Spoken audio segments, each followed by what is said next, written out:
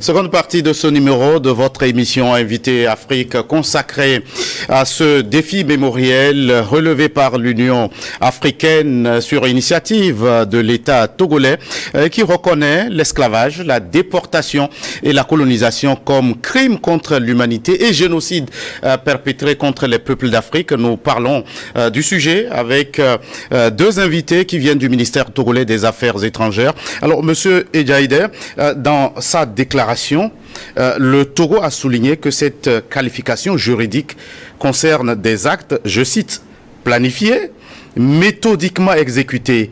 Alors, qu'ont-ils eu comme conséquence sur la situation de l'Afrique d'aujourd'hui? Les conséquences sont énormes. Elles sont énormes. Et nous parlons d'une exploitation sur 4-5 siècles. L'homme a été exploité, les ressources ont été exploitées et nos cultures ont été spoliées, piétinées. Aujourd'hui, quand vous prenez le retard que semblent connaître les pays africains, on a l'impression que c'est une malédiction. Ce n'est pas une malédiction. Ce sont les conséquences de ces pillages continus, systématiques et méthodiques. Aujourd'hui, les dettes que nos pays traînent trouvent leurs racines dans ce système de spoliation et d'exploitation. Aujourd'hui, l'Africain qui n'a même pas l'estime de lui parce qu'on lui a refusé sa dignité d'humain, parce qu'on lui a fait croire que sa pensée, sa croyance n'était pas de l'ordre humain, cet Africain, il a besoin de se reconstruire. Et donc, les conséquences, nous pouvons les citer, nous pouvons aller plus loin, mais on ne retient que cela. Oui, docteur Adanou, je vais emprunter cette terminologie de votre patron, le professeur Robert Doucet, chef de la diplomatie togolaise. Nous voulons être nous-mêmes. Et vous l'avez dit sur ce plateau, nous voulons prendre notre destin en main. Comment est-il possible, lorsque nous continuons toujours par tendre la main vers ceux qui nous ont opprimés hier? Vous savez, M. Gaëtan, mon collègue vient de le dire, il a souligné tout à l'heure, il y a un phénomène psychologique très fort. L'estime de soi. En réalité, depuis longtemps, ils nous ont fait croire, nous sommes venus pour vous coloniser parce que vous n'êtes pas en mesure de vous gouverner. Vous n'êtes pas en mesure de vous prendre en charge. Vous n'êtes pas en mesure de vous organiser. Nous allons vous organiser, nous allons vous accompagner, nous allons vous faire développer. Et ils ont réussi à nous ôter notre humanité, notre personnalité, ce que nous sommes réellement, ils l'ont enlevé. Ils l'ont enlevé pour nous inculquer ce qu'ils veulent. Donc, ils nous ont rendus, excusez-moi le terme, comme des automates. Et s'ils veulent que nous tournons à droite, nous allons tourner à droite. S'ils veulent que nous regardions vers la gauche, nous regarderons vers la gauche. Autrement dit, nous n'exécuterons que ce qu'ils nous diront de faire. Maintenant, nous devons prendre nos destins en main, ou nous voulons prendre nos destins en main. Nous voulons écrire notre propre histoire. Nous voulons être nous-mêmes. Nous sommes africains. Nous avons une dignité, nous avons une personnalité, nous allons nous construire, nous sommes en mesure de nous construire. Et donc, c'est cette affirmation que le ministre, le professeur Robert Doucet, que je salue sur ce plateau, c'est cette affirmation qu'il donne et qu'il incarne également. Et c'est ce que le chef de l'État nous montre à travers ses orientations stratégiques, bien sûr. Vous voyez, l'Africain doit compter sur lui-même. Bâtissons l'Afrique par les Africains. Je crois que le message est clair et nous travaillons là-dessus sous les hautes orientations de nos chefs d'État et surtout du président Faure Gnassingbé. Alors, Monsieur Edjaïder, est-ce qu'aujourd'hui, on peut être à même de dire que sur cette question, nous parlons en Afrique d'une seule et même voix? Au tout début, j'ai souligné le caractère unanime du vote qui a accompagné l'adoption de cette décision. Nous sommes unanimes, et pas qu'en Afrique. Nous sommes unanimes parce que nous sommes en lien avec les peuples ayant des racines africaines, nos frères qui sont au Brésil, nos frères qui sont dans les Caraïbes, nos frères qui sont dans les pays latinos en général. Nous nous coordonnons et nous sommes parfaitement en phase, déterminés et coordonnés pour que enfin on tourne cette page d'humiliation et de refus de reconnaissance des responsabilités. Mon collègue a tenté de vous dire pourquoi nous continuons par... notre démarche, ce n'est pas une déclaration de fin de relation avec nos partenaires. Ils resteront nos partenaires. Ce que nous demandons, c'est la fin de certaines pratiques. C'est la condescendance. C'est le refus de reconnaître sa responsabilité. C'est la volonté de continuer par soumettre l'autre ou l'exploiter. C'est ce que nous refusons. Mais les relations, elles resteront entre les peuples, elles resteront entre les États. Et pour parler de l'aide, j'ai un ami qui a pour habitude de dire « nous allons juste prendre ce qu'ils nous ont arraché ».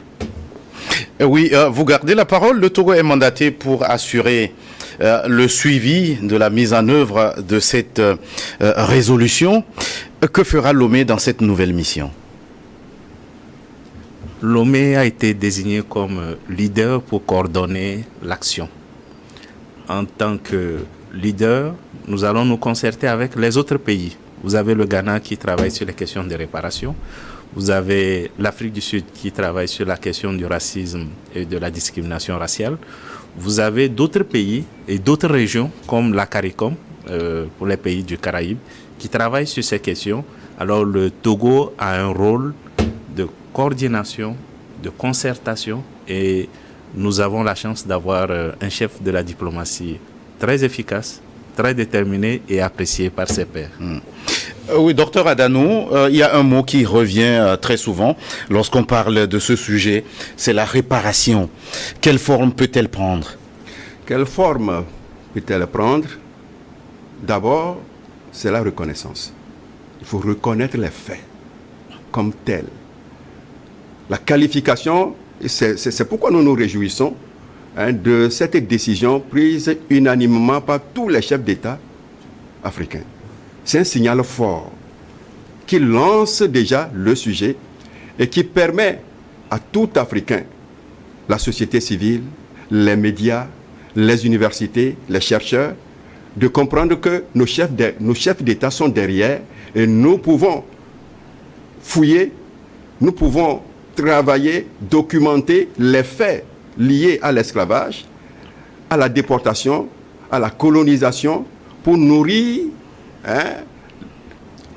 le processus qui est enclenché. Donc, quelle forme ça va prendre? D'abord, c'est psychologique. Pour l'instant, ne parlons pas du matériel, c'est psychologique. Vous nous avez opprimés, ou vous avez opprimé des gens, vous avez enlevé les femmes, vous avez violé les femmes, vous avez endeuillé des familles, vous avez détruit les peuples. Il faut reconnaître les faits. Et il faut arriver à la vraie qualification des termes autour de ce qui a été commis. Les autres formes de réparation viendront s'ajouter. Donc, la dignité, retourner à l'Afrique sa dignité. Il faut reconnaître que nous avons détruit un peuple ou des peuples, nous les avons humiliés. Il faut que cela soit véritablement qualifié avec les mots justes qui répondent à ce qui a été fait. Et comment envisager maintenant ce Fonds africain uni pour porter ces revendications sur la scène internationale? Vous permettrez que je revienne sur la question de la réparation, parce qu'elle nous tient tellement à cœur. Quand on parle de réparation, tout de suite, nos partenaires voient des compensations financières. Oui, nous demandons des compensations financières. Mais à côté de ces compensations financières, il y a d'autres formes de réparation que nous exigeons aussi. Il y a la mémoire. Vous aviez parlé de l'Holocauste. Aujourd'hui, quand vous allez dans certaines grandes villes en Europe et dans le monde, on retrouve des réalisations à la mémoire des victimes de l'Holocauste. Mais vous en trouverez très rarement concernant l'esclavage et la colonisation dans ces pays qui en ont bénéficié.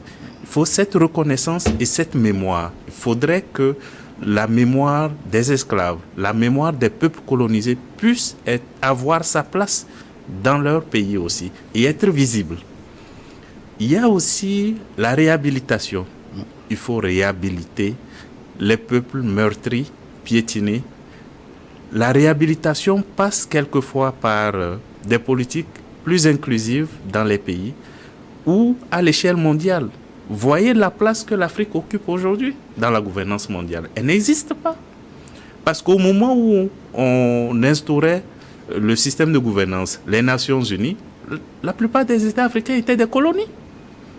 Nous n'avons pas notre place au Conseil de sécurité, alors que c'est cet organe qui régente le monde et qui décide pour nous. 55 pays qui n'ont pas de place au Conseil de sécurité, qui n'ont pas de place dans les institutions financières, ça pose problème. Et ça, il faut réparer. Il faut réparer aussi à travers les reconstructions. Nos pays ont été dévastés. Nos peuples ont été dévastés. Il faut reconstruire. Alors, la réparation, elle couvre plusieurs aspects et bien entendu, les compensations financières, comme l'a souligné la déclaration d'Abuja de 93, elles sont au cœur de des revendications. Oui, avant de revenir à la question que je vous ai précédemment posée, quand on parle de réparation, va-t-elle être dans un cadre bilatéral ou vous voulez, ou l'Afrique souhaite une initiative collégiale ou d'ensemble sur la scène internationale, parce qu'on a vu des actions entre, je vous donne l'exemple de la Belgique envers le Congo. Est-ce que c'est de ça il s'agit? Le diviser pour régner, c'est la règle, et il nous appartient en tant que peuple de nous assumer et de ne pas tomber une fois encore dans ce piège. Nous avons vu, c'est vrai, ces tentatives éparses et symboliques pour la plupart de réparer. On ne répare pas 4 siècles d'exploitation avec la restitution d'un corps d'un ancien chef traditionnel. C'est essentiel, mais ce n'est pas suffisant. On ne restitue pas 1 millième d'œuvres d'art et on crie sur les toits qu'on a réparé, on a restitué. Aujourd'hui, pour un Africain, c'est plus facile de visiter les œuvres de nos ancêtres en Europe qu'ici, parce qu'il n'y en a pas. Tout a été pris. Et quand on prend sur peut-être 70 000 œuvres qui sont gardées là et on restitue 13, est-ce qu'on a restitué ou on fait semblant de restituer? Et donc, nous sommes conscients qu'il y a cette volonté d'aller vers des actes bilatéraux ou des restitutions au niveau bilatéral, mais cela nous fragilise. Et si nous entrons dans cette logique, nous n'obtiendrons que des réparations symboliques. C'est pour ça que nous nous organisons au niveau continental pour que les restitutions se fassent de façon organisée et concertée. Et aussi, inclure nos frères de la diaspora. Parce qu'eux aussi ont des choses à dire, eux aussi ont des choses à réclamer. Et je veux vous dire, par exemple, sur cette démarche cette option qui est retenue par nos partenaires, ces restitutions au pays. Ça pose parfois problème et ils les exploitent. Vous allez trouver des groupes ethniques qui étaient constitués en royaume et aujourd'hui ce royaume est divisé entre 2 États. Quand on veut restituer, par exemple, une œuvre d'art, on l'a restituée à quel pays? Et ils le savent, et c'est pourquoi ils optent pour ces restitutions bilatérales, et ils savent que ça posera problème et ça les aidera à garder davantage. Docteur Adanou, ma question c'est comment envisager aujourd'hui ce front africain uni pour porter ces revendications sur la scène internationale? Monsieur Gaëtan, vous savez, par rapport à cette initiative, si le Togo a été pris comme pays leader pour conduire le processus, c'est du fait que les dirigeants togolais ont bien étudié la question et l'Union africaine également compte beaucoup sur le leadership de notre chef d'État. Et le collègue l'a souligné, il y a plusieurs autres pays qui sont dans ce comité. C'est qu'il y aura un plan d'action. Un plan d'action qui va pouvoir tracer le chemin à suivre, de bout en bout. Le volet bilatéral, je crois que ce serait la dernière option envisageable, mais ce serait une action collégiale au plan africain. Alors, Monsieur Yaïdé, vous vous félicitez du fait que ce soit le Togo qui ait pris le devant de ce combat. Et les observateurs avisés se posent une question à juste titre. Pourquoi le Togo a placé aujourd'hui le panafricanisme au cœur de ses préoccupations? Je l'ai dit, c'est pas nouveau. En tout cas pour nous Togolais, c'est une continuité. Nous sommes panafricanistes depuis nos indépendances et quand on cite les grandes figures panafricanistes sur le continent, le Togo en compte plusieurs. Pourquoi aujourd'hui?